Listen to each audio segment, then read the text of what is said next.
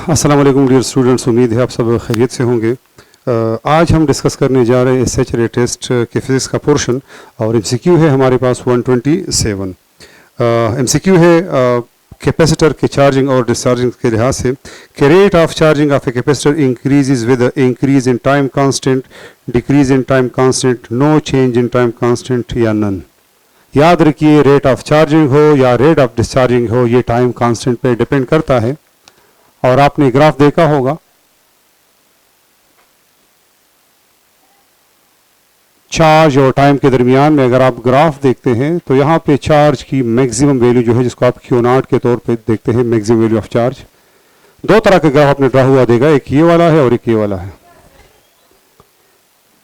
दो कैपेसिटर है, दोनों में टाइम कांस्टेंट की वैल्यू आपके पास गिवन होगी। इस कैपेसिटर के लिए, इस कैपेसिटर को अगर आप देखते हैं, ये कम टाइम में मैक्सिमम वैल्यू तक पहुंच जाता है, रैपिडली पहुंच जाता है, जबकि इसको टाइम ज्यादा लगता है।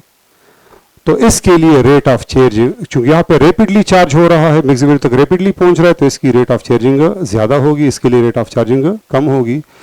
रैपिडली चार्ज हो रहा है, इसके लिए टाइम कांस्टेंट देखिए कम है, कम टाइम में ये मैक्सिमम वैल्यू तक पहुंच रहा है, 63% ऑफ द मैक्सिमम वैल्यू तक पहुंच रहा है। ठीक है, तो इस ग्राफ के लिए टाइम कम लग रहा है, इस ग्राफ के लिए टाइम ज्यादा लग रहा है। तो टाइम कांस्टेंट कम हो तो रेट ऑफ चार्जिंग ज्यादा है, और टाइम कांस्टेंट ज्यादा हो तो रेट ऑफ चार्जिंग कम हो जाता है। तो इन दोनों ग्राफ में इस ग्राफ के लिए, जिसके लिए टाइम कांस्टेंट की वैल्यू जो थी वो कम थी, उसका रेट ऑफ चार्जिंग ज्यादा है। तो याद रखिए, रेट ऑफ चार्जिंग हो या डिस्चार्जिंग हो, उसका टाइम कांस्टेंट के साथ इनवर्स रिलेशन है।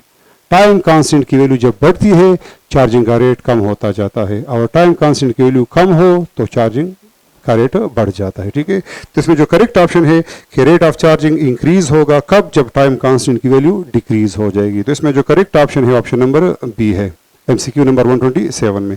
128 एमसीक्यू है कि the ratio of momentum of two identical masses is 2:1, ratio of their kinetic energy. अगर हमारे पास दो एक जैसे मासेस हो और उनके मोमेंटम के दरमियान रेशियो 2:1 हो, तो काइनेटिक एनर्जी का रेशियो निकालें। मोमेंटम का रेशियो हमें गिवन है 2:1। काइनेटिक एनर्जी हमें पता है, काइनेटिक एनर्जी का रिलेशन p²/2m है। सेम मास के लिए काइनेटिक एनर्जी का p² के साथ डायरेक्ट रिलेशन है। तो अगर आप ये रिलेशन रेशो की फॉर्म में लिखे तो काइनेटिक एनर्जी 1 का काइनेटिक एनर्जी 2 के साथ रिलेशन p1² बनता है। और आपके पास ये वैल्यू गिवन है, p1 की वैल्यू 2 है तो 2 का स्क्वायर क्या आ जाएगा 4, और p2 की वैल्यू 1 है तो 4:1। तो याद रखिए, अगर मोमेंटम की रेशो आपके पास 2:1 गिवन है तो काइनेटिक एनर्जी का रेशो 4:1 हो जाएगा। तो करेक्ट ऑप्शन यहाँ पे ऑप्शन नंबर बी है। एमसीक्यू है 129 Which statement is not true about the equipotential surface? Equipotential नाम से ज़ाहिर है ऐसा सरफेस की जहाँ पे हर पॉइंट पे पोटेंशियल की वैल्यू क्या हो, वो सेम हो।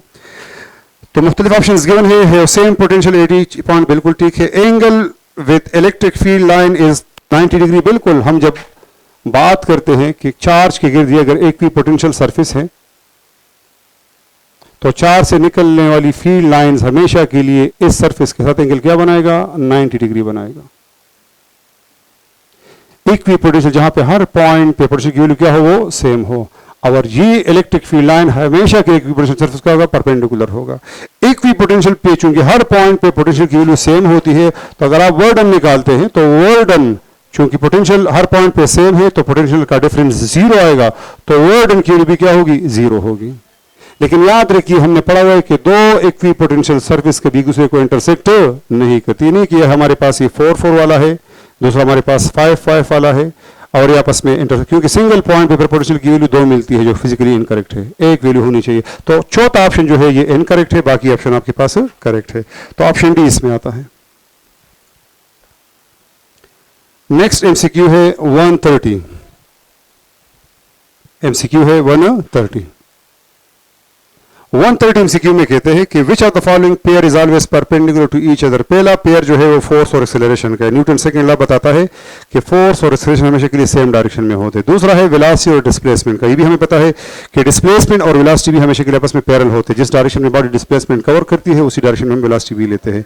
तीसरा है मोमेंटम और वेलोसिटी का। P is equal to M relation से जो डायरेक्शन वेलोसिटी की वही हमारे पास मोमेंटम की भी होती है। और चौथा जो है उसमें हम कहते हैं कि सेंट्रीपिटल फोर्स का वेलोसिटी के साथ क्या एंगल बनता है। तो सेंट्रीपिटल फोर्स याद रखिए, सर्कुलर मोशन में सेंट्रीपिटल फोर्स हमेशा के लिए वेलोसिटी के परपेंडिकुलर होता है, और जब फोर्स वेलोसिटी को परपेंडिकुलर हो तो ये वेलोसिटी की सिर्फ डायरेक्शन चेंज करता है, मैग्नीट्यूड में कोई चेंज नहीं लाता। तो ये वो ऑप्शन है कि जिसमें फोर्स और वेलोसिटी आपस में क्या है, 90 डिग्री पे है, और ये सर्कुलर मोशन में ही पॉसिबल है। तो इसमें जो करेक्ट ऑप्शन है ऑप्शन नंबर डी है। 131 एमसीक्यू है कि velocity and acceleration of simple harmonic oscillator at the mean are respectively. याद रखिए, सिंपल हार्मोनिक मोशन में हमेशा हमारे पास ये एक्सट्रीम पोजीशन है, ये मीन है, और ये हमारे पास एक एक्सट्रीम है और ये दूसरा एक्सट्रीम है, ठीक है, +1। अब याद रखिए, एक्सट्रीम पे फोर्स मैक्सिमम होता है, एक्सेलरेशन भी मैक्सिमम, लेकिन वेलोसिटी क्या होती है, 0, बॉडी रेस्ट में होती है। यहां पे हमारे पास 4 0 तो एक्सेलरेशन भी 0, लेकिन वेलोसिटी क्या होती है, मैक्सिमम होती है। तो मीन पे वेलोसिटी मैक्सिमम होनी चाहिए और एक्सेलरेशन 0 होनी चाहिए, तो आपके पास ऑप्शन नंबर डी होगा। 132 एमसीक्यू है कि ratio of displacement to distance for curve path is equal to 1 less than 1। याद रखिए, अगर हमारे पास स्ट्रेट पाथ है तो स्ट्रेट पाथ बिटवीन 2 पॉइंट्स के लिए जितनी वैल्यू डिस्टेंस की है उतना मैग्नीट्यूड डिस्प्लेसमेंट का भी बनता है। तो स्ट्रेट पाथ के लिए डिस्प्लेसमेंट का डिस्टेंस के साथ जो रेशियो बनता है that is always equal to 1।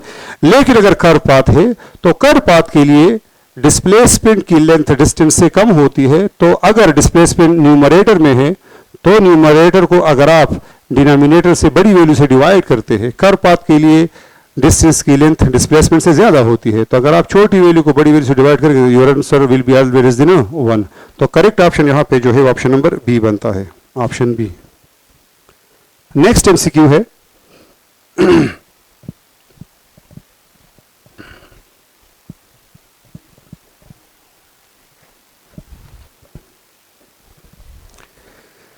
if the average velocity of a body becomes equal to the instantaneous velocity of our body, its velocity is said to be uniform। याद रखिए, uniform velocity में हम कहते हैं कि velocity का magnitude भी same होता है और डायरेक्शन भी सेम रहती है, और ये तब पॉसिबल है जब एवरेज वेलोसिटी की वैल्यू इंस्टेंटेनियस के बराबर हो जाए। तो इसमें जो करेक्ट ऑप्शन था ऑप्शन नंबर सी था कि जब भी आपके पास average value of velocity instantaneous value के बराबर हो जाए तो वेलोसिटी विल बी यूनिफॉर्म। अच्छा, नेक्स्ट ये क्वेश्चन था 133।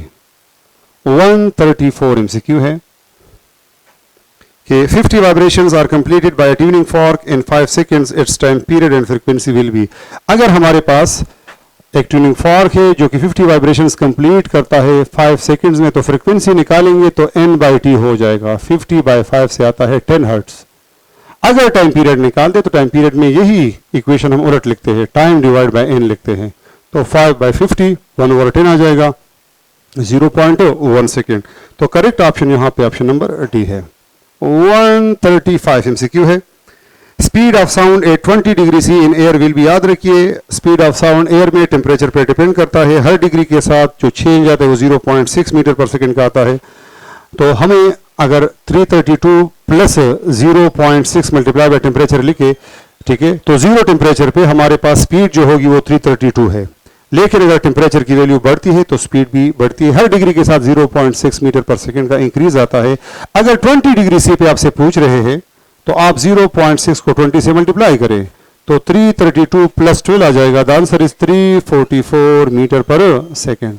तो इसमें जो करेक्ट ऑप्शन आ रहा है वो ऑप्शन नंबर सी आ रहा है। 136 एमसीक्यू है, MCQ number 136। Echo occurs due to a sound. याद रखिए, हम कहते हैं कि साउंड रिफ्लेक्ट जब करता है और सोर्स और रिफ्लेक्टिंग सरफेस के दरमियान में फासला जो हो वो 17 मीटर से ज्यादा हो या 17 मीटर हो, और टाइम गैप जो है वो इंसिडेंट में और रिफ्लेक्टेड साउंड में 0.1 सेकेंड या इससे ज्यादा हो तो हमारे पास इस रिफ्लेक्शन को ई को कहा जाता है। आप उसको रिपीटेडली सुन सकते हैं। तो ई को और रिवर्बरेशन दोनों रिफ्लेक्शन फिनोमेना है, ठीक है। तो correct option option number B है इसमें। 137 एमसीक्यू है कि F C is equal to A cross B को जब मल्टीप्लाई किया तो हमारे पास रिजल्टेंट सी आया है। Then which statement is wrong. याद रखिए हमने क्रॉस प्रोडक्ट में पढ़ा था कि जब हमारे पास दो वेक्टर्स ए और बी मल्टीप्लाई हो तो रिजल्टेंट वेक्टर सी आता है, तो इसी हमेशा के लिए उस प्लेन को परपेंडिकुलर होगा जिस प्लेन में ए और बी लाई करते हैं। तो आप बिल्कुल कह सकते हैं कि सी जो है इस क्रॉस दोनों को भी परपेंडिकुलर, ये सी जो है ये ए को भी परपेंडिकुलर है, सी जो है बी को भी परपेंडिकुलर है, C perpendicular A cross B दोनों को, लेकिन C perpendicular A plus D को नहीं है। ये क्रॉस प्रोडक्ट से सी आया है बेटा, तो ये हमेशा के लिए जो होगा वो या तो ए को परपेंडिकुलर होगा या बी को या इन दोनों के प्रोडक्ट को। ये हमेशा ए प्लस बी को परपेंडिकुलर नहीं रहता, ठीक है। तो ऑप्शन नंबर डी जो है वो करेक्ट जो है वो रॉन्ग है। तो यही आपका करेक्ट ऑप्शन है। आपसे पूछा कि कौन सा रॉन्ग है, तो ये रॉन्ग है, डी ऑप्शन, ठीक है। 138 एमसीक्यू है। एमसीक्यू है कि the mass and velocity of a body A is twice to that of body B, ratio of their kinetic energy. दो बॉडीज है ए और बी, और बॉडी ए का मास भी बॉडी बी से डबल है और बॉडी ए की वेलोसिटी भी बॉडी बी की वेलोसिटी क्या बेटा वो डबल है, बी के मुकाबले में ये डबल है, ठीक है। मास भी ए वाला मास बी से डबल है और ए की वेलोसिटी बी से क्या बेटा डबल है। तो अब ये वैल्यू यहां पे पुट करें, डिवाइड बाय दूसरी बॉडी की वेलोसिटी हाफ एम बी और यहाँ पे वी बी, इसके ऊपर स्क्वायर है, क्या है स्क्वायर। तो बेटा ये आपस में कैंसल, मास मास वेलोसिटी स्क्वायर, लेकिन यहाँ पे 2 आता है और ऊपर 2 का स्क्वायर क्या था 4, तो 8:1 आएगा, 8:1। तो करेक्ट ऑप्शन यहाँ पे 8:1 है, ऑप्शन सी इसमें करेक्ट है। 139 एमसीक्यू है। एमसीक्यू नंबर 139 और एमसीक्यू है कि the momentum of a body is increase bye 30%, the percentage increase in kinetic energy. तो मोमेंटम और काइनेटिक एनर्जी का रिलेशन हमें पता है कि काइनेटिक एनर्जी जो है वो मोमेंटम के साथ पी स्क्वायर के साथ रिलेटेड है, ठीक है। अगर मोमेंटम में 30% इंक्रीज आया है तो आप इसको सिंपली कर सकते हैं कि 30 + 30 इंक्रीज आए तो प्लस करें और फिर इन दोनों में 3 दे तो 3 को 3 से मल्टीप्लाई करें, तो ये 60 और फिर 3 3 9, तो 69% आ जाएगा, ठीक है। अगर आप कहते हैं कि मोमेंटम 30% डिक्रीज हुआ है तो काइनेटिक एनर्जी, तो यही रिलेशन होगा 30 + 30 फिर -3 × 3 आप करते हैं, ठीक है। तो इसमें जो करेक्ट ऑप्शन है वो आपके पास ऑप्शन नंबर सी बनता है। 140 एमसीक्यू है कि a car A and car B have velocity 50 meter per second and 10 meter per second respectively are moving in opposite direction.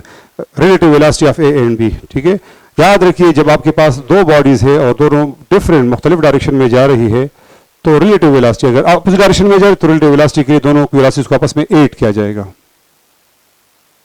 तो आपके पास 50 मीटर पर सेकेंड और 10 मीटर पर सेकेंड, तो अगर एक दूसरे को अप्रोच कर रही है तो वेलोसिटी उसको ज्यादा 60 मीटर पर सेकेंड। तो रिलेटिव वेलोसिटी जब आप निकालते हैं तो अपोजिट डायरेक्शन के लिए दोनों को ऐड करेंगे, अगर सेम डायरेक्शन में जा रहे तो फिर आप एक दूसरे से सब्ट्रैक्ट करेंगे, ठीक है। तो इसमें जो करेक्ट ऑप्शन आता है वो ऑप्शन नंबर सी आता है। 141 एमसीक्यू है कि when a force is applied on a body and it's motion speeds up work and will be. जब भी याद रखिए वर्क एनर्जी प्रिंसिपल भी हमें ये बताती है कि जब हमारे पास किसी बॉडी की स्पीड में इजाफा होता है, ठीक है, तो वर्क हमेशा के लिए पॉजिटिव होगा। वर्क एनर्जी प्रिंसिपल में हम कहते हैं the change in kinetic energy. अगर फाइनल काइनेटिक एनर्जी ज्यादा हो किससे बेटा, इनिशियल से, फोर्स लगाया डिस्प्लेस हुआ वर्डन हुआ है, ठीक है। अगर स्पीड अप हो तो फाइनल की वैल्यू इनिशियल से क्या होगी, ज्यादा होगी। अगर फाइनल इनिशियल से ज्यादा तो वर्डन क्या आएगा, पॉजिटिव आएगा। स्पीड अप मीन कि फाइनल काइनेटिक एनर्जी इनिशियल से ज्यादा है तो वर्डन क्या होगा, पॉजिटिव होगा।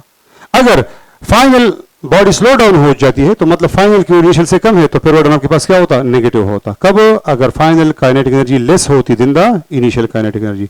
अगर एक ही स्पीड से जाए तो वर्डन क्या होगा, 0 होगा। यूनिफॉर्म स्पीड के लिए वर्डन हमेशा के लिए क्या होता है, 0 होता है। तमाम ऑप्शन आपको मालूम हो, इसमें ऑप्शन नंबर बी करेक्ट है। 16 एमसीक्यू है जिसको हम यहाँ पे 142 एमसीक्यू है, पेपर का एमसीक्यू है 142।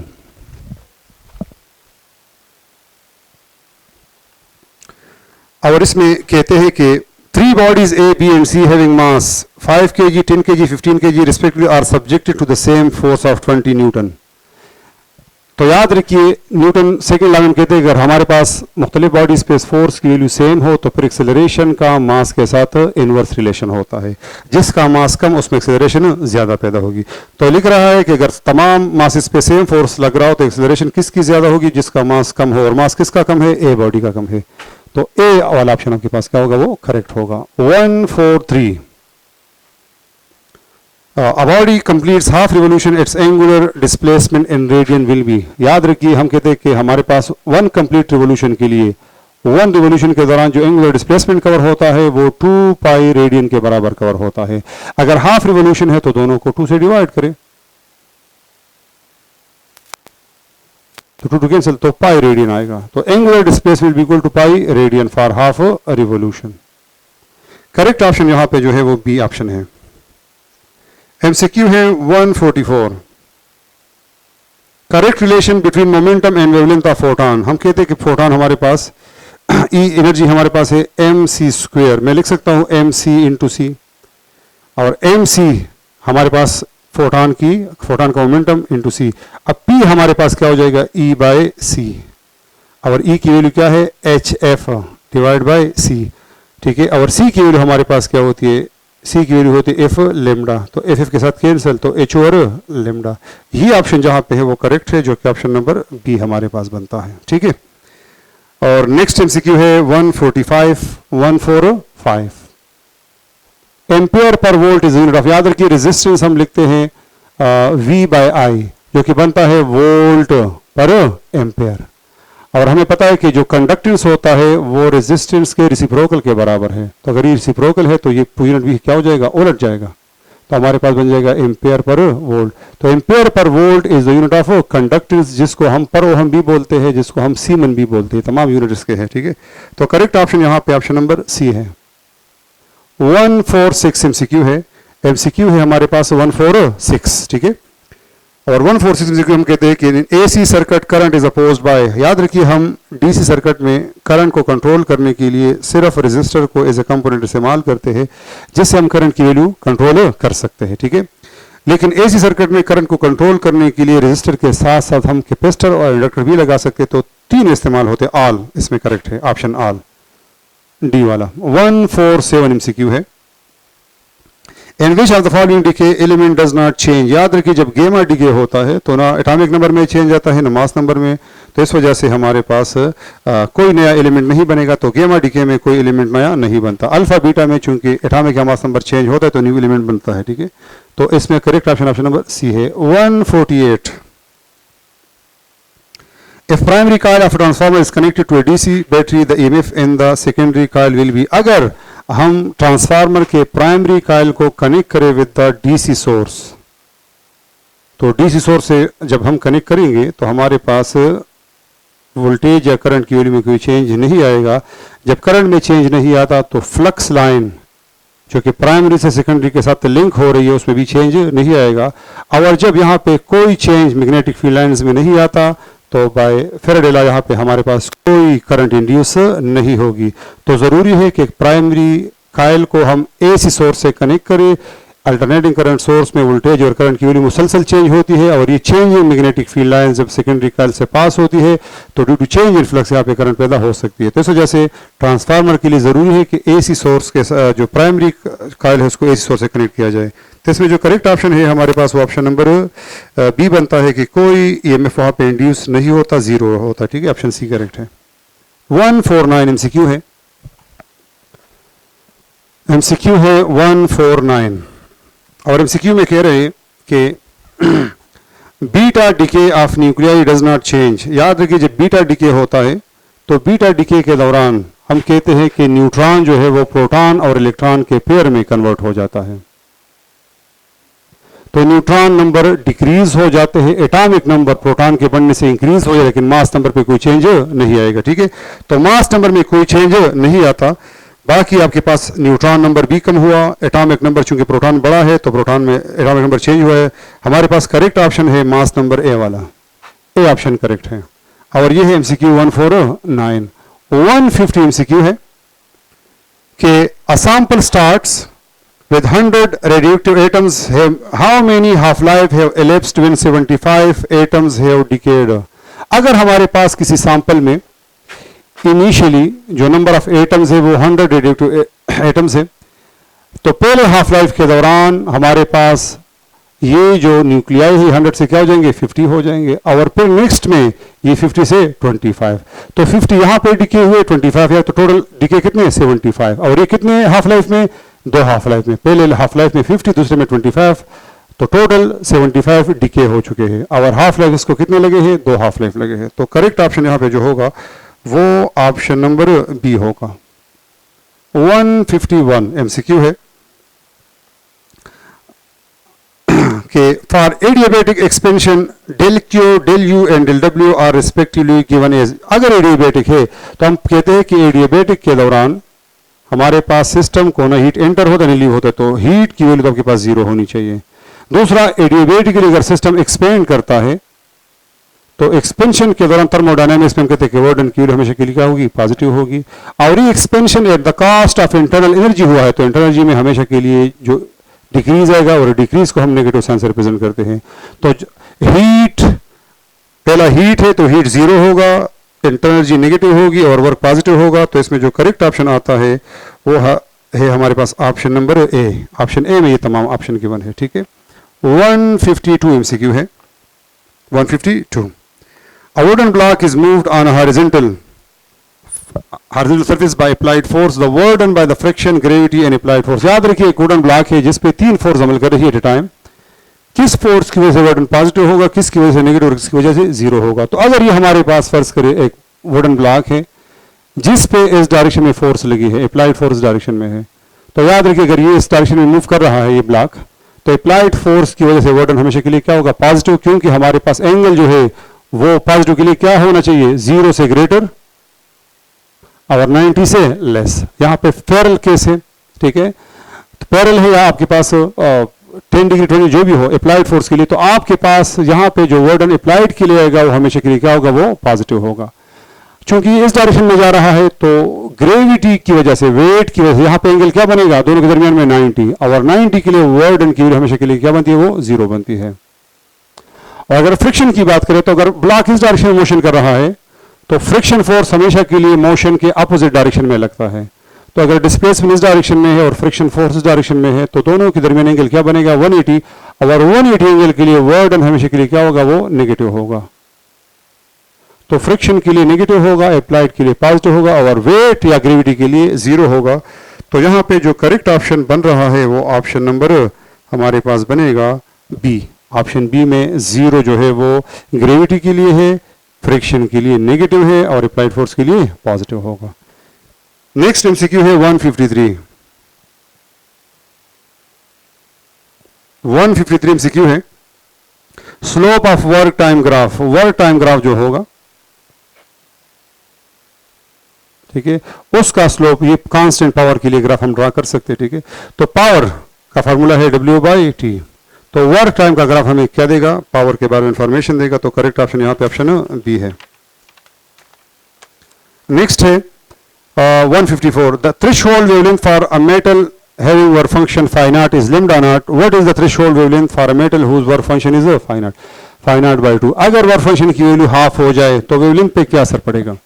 तो वेवलेंथ के साथ वर्क फंक्शन का इनवर्स रिलेशन है। अगर आप रिलेशन देखें, हम लिखते हैं वर्क फंक्शन मिनिमम एनर्जी जिससे आप इलेक्ट्रॉन्स मेटल सरफेस से एजेक्ट कर सकते हैं, तो HF नॉट, और इसको हम लिख सकते हैं HC ओवर लिम्डा नॉट।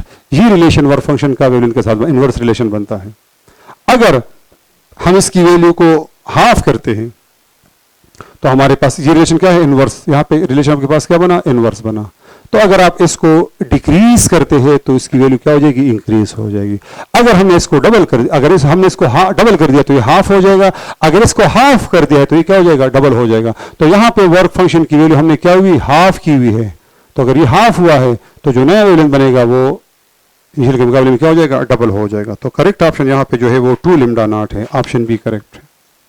और ये था एमसीक्यू नंबर 154। ठीक है, एमसीक्यू है 155 कि the number of spectral lines for excited state in is equal to 4। अगर कोई हमारे पास एटम जो है वो excited state in is equal to 4 में है, तो जो जब लोअर एक्साइटेड स्टेट में आएगा तो कितने स्पेक्ट्रल लाइंस एमिट कर सकता है। तो याद रखिए spectral lines, number of spectral lines अगर आप कैलकुलेट करते हैं तो इसका सिंपल फार्मूला है n into n minus 1 divide by 2। अब स्टेट 4 है तो 4 माइनस 1 डिवाइड बाई 2 हो जाएगा। तो 4 3 are 12 डिवाइड बाई 2, तो 6 हमारे पास आंसर आएगा। तो करेक्ट ऑप्शन सी है। 156 एमसीक्यू है कि if the radioactive substance reduces to 1/16 of its original mass in 40 days, what will be its half life? अच्छा, हमारे पास रिड्यूस हुआ है n और n नॉट की हमारे पास 1/16 गिवन है। ठीक है, और टाइम कितना गिवन है, 40 डेज गिवन है। जब हम नंबर ऑफ हाफ लाइफ निकालेंगे तो उसका फार्मूला है given time divide by time for 1 half life. ठीक है, अब हम जब हाफ लाइफ निकालते हैं, ये टाइम तो हमें गिवन है, जब ये निकालें तो हमें n की वैल्यू निकालनी होगी। n की वैल्यू हम निकाल सकते हैं, फार्मूला क्या है, n is equal to n not 1/2 whole power n। अगर n नॉट को यहाँ लेके आऊं तो ये हो जाएगा 1/2 होल पावर n। इसकी वैल्यू क्या गिवन है, 1/16। क्या मैं 1/16 को लिख सकता हूँ 1/2 होल पावर 4? बिल्कुल लिख सकता हूँ, बेस सेम है तो पावर आपके पास इक्वल। तो n की वैल्यू क्या आई, 4 आई।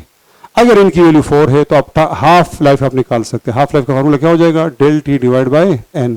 गिवन टाइम था 40 डेज और कितनी हाफ लाइफ गुजरी है, 4। तो 1 हाफ लाइफ कितनी डेज की है, 10 डेज की हमारे पास। तो करेक्ट ऑप्शन जो आएगा वो 10 डेज के लिए आएगा और ये ऑप्शन नंबर ए है हमारे पास। ठीक है, नेक्स्ट क्वेश्चन जो है वो है क्वेश्चन 157। 157 क्वेश्चन में कह रहे हैं, क्वेश्चन नंबर है 157 कि in a transformer number of turns in the primary are 140 and the secondary are 280। तो अगर आप टर्न्स रेशियो लिखे तो NS और NP आपके पास सेकेंडरी में 280 है और प्राइमरी में 140 है, तो हमारे पास टर्न्स रेशियो 2 आ जाएगा। अभी कह रहे कि सेकेंडरी, अच्छा प्राइमरी में करंट की वैल्यू हमें गिवन है कितना है, 4 एम्पेयर है। तो सेकेंडरी में करंट की वैल्यू क्या होगी, याद रखिए नंबर ऑफ टर्न्स का करंट के साथ इनवर्स रिलेशन है। अगर ये हमें कितना गिवन है, 2 गिवन है, तो आप निकालें। और IP की वैल्यू आपके पास कितना गिवन है, IP डिवाइड बाय IS है। ठीक है, तो IP की वैल्यू 4 गिवन है और आपने IS निकालना है तो IS इधर लेके आए, तो IS is equal to 4 divide by 2 हो जाएगा। तो हमारे पास क्या आएगा, 2 आएगा। तो याद रखिए यहाँ पे अगर नंबर ऑफ टर्न्स बढ़ते हैं, डबल होते हैं, तो करंट की वैल्यू क्या हो जाएगी, हाफ हो जाएगी, कम हो जाएगी। तो आपके पास सेकेंडरी में जो करंट है वो प्राइमरी के मुकाबले में कम हो जाएगा। तो correct option option number B है। अगर number of turns 2 time increase होते हैं तो करंट 2 टाइम डिक्रीज हो जाएगा। 158 है एमसीक्यू 158 और वो है the resistivity of a material changes by changing. याद रखिए रेजिस्टिविटी या स्पेसिफिक रेजिस्टेंस हम कहते हैं कि हमारे पास एक ऐसा वायर जिसकी लेंथ 1 मीटर हो, यूनिट लेंथ हो और यूनिट एरिया हो 1 मीटर स्क्वायर एरिया हो उसका, और वो करंट के फ्लो को अपोज करे, हम कहते हैं उसको रेजिस्टिविटी या specific resistance of that wire. Resistivity जो है वो लेंथ एरिया पे डिपेंड नहीं करते, ये टेम्परेचर और नेचर ऑफ द मटेरियल पे डिपेंड करते हैं। तो टेम्परेचर के साथ इसमें चेंज आ सकता है। हाँ, अगर लेंथ होता और रेजिस्टेंस होता तो फिर इन तीनों तमाम की वजह से इस पर इफेक्ट पड़ता। ठीक है, तो रेजिस्टिविटी सिर्फ टेम्परेचर से या नेचर ऑफ द मटेरियल से इफेक्ट होती है, लेंथ या एरिया से नहीं होती। 159 एमसीक्यू है कि अगर हमारे पास सीरीज में रेजिस्टर लगे हो तो इसमें से करंट की वैल्यू कांस्टेंट होती है वोल्टेज की। याद रखिए जब सीरीज कॉम्बिनेशन हमारे पास हो तो चूंकि करंट के फ्लो के लिए एक ही रास्ता है तो तमाम रेजिस्टर से सेम करंट फ्लो करेगा। करंट की वैल्यू सबके लिए क्या होगी, वो सेम होगी, क्योंकि सेम एक ही पाथ है करंट के फ्लो के लिए। तो करंट की वैल्यू हमारे पास क्या होगी, सेम नंबर ऑफ चार्जेस पर सेकंड इसमें से पास होंगे। हाँ, वोल्टेज की वैल्यू डिफरेंस हो जाएगी कि हर रजिस्टर दो मुख्तलिफ पॉइंट्स के दरमियान में कनेक्टेड है तो वोल्टेज की वैल्यू डिफरेंट होगी। तो करेक्ट ऑप्शन यहाँ पे ऑप्शन नंबर बी बनता है। 160 एमसीक्यू है कि व्हेन इलेक्ट्रोमैग्नेटिक रेडिएशंस है which electromagnetic radiation has highest frequency. Frequency radio, x-rays, infrared, gamma rays, सबसे ज्यादा फ्रीक्वेंसी गामा की होती है। ठीक है, इलेक्ट्रोमैग्नेटिक वेव में एक साइड पे गामा एक्सरेज है, दूसरे साइड पे रेडियो और माइक्रो है। रेडियो की वेवलेंथ ज्यादा है तो फ्रीक्वेंसी कम होगी और गामा की फ्रीक्वेंसी ज्यादा, वेवलेंथ कम होगी। तो इसमें चूंकि हाई फ्रीक्वेंसी की बात की गई है तो गामा रे की फ्रीक्वेंसी सबसे ज्यादा होती है। 161 एमसीक्यू है। Electrons are the charge carriers in, majority charge carriers जो होते हैं वो इन रीजन में इलेक्ट्रॉन्स होते हैं और पी रीजन में होल्स होते हैं। ठीक है, तो electrons are the charge carrier in regions. ठीक है, और इसमें correct option option number B है। 162 की बात हो रही है कि if radius of a falling droplet is increase by 2 times, अगर आप एक ड्रॉपलेट जो एयर में गिर रहा है अगर उसका रेडियस इंक्रीज हो जाए 2 टाइम तो टर्म वेलोसिटी पे क्या फर्क पड़ेगा। तो टर्म वेलोसिटी जो है उसका रिलेशन है रेडियस के साथ, आर स्क्वायर के साथ। अगर आप इसको 2 टाइम इंक्रीज करेंगे तो इसमें 4 गुना बढ़ेगा, अगर 2 टाइम डिक्रीज होगा 4 गुना कम हो जाएगा। तो V T is proportional to R square. अगर रेडियस 2 टाइम्स बड़ा है तो टर्म वेलोसिटी की वैल्यू 4 टाइम्स इंक्रीज हो जाएगी। जो करेक्ट ऑप्शन यहाँ पे बनता है वो ऑप्शन नंबर बी बनता है। तो बेटा ये इस सैचुरेटेड की डिस्कशन थी। उम्मीद है आप लोगों को इसकी समझ आई होगी। नेक्स्ट वीक के लिए अल्लाह हाफिज़।